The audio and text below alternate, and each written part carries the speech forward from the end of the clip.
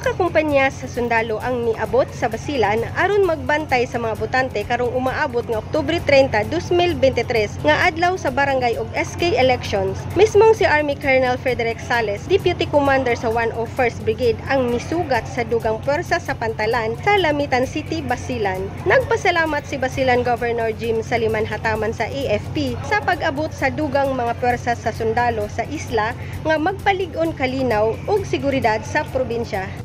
As I've been telling our constituents na ang situation dito sa Basilan is very much favorable, very much peaceful. No? But of course, additional forces like this for election duties, welcome not only sa akin, sa local government units natin, but to the entire Basileños, entire province of Basilan.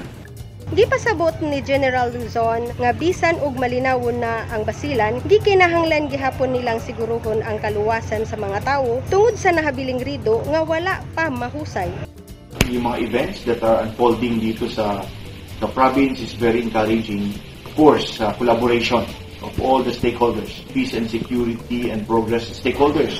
Tulong-tulong tayo para yun, magtuloy-tuloy na yung katahimikan, kapayapaan at yung onlaran dito sa bayan ng sa province ng Basilan. Gipangunahan usab ni Brigadier General Luzon ang Peace Covenant signing sa matag munisipyo para masiguro nga walay nahitabong kasamok sa panahon sa barangay ug SK elections.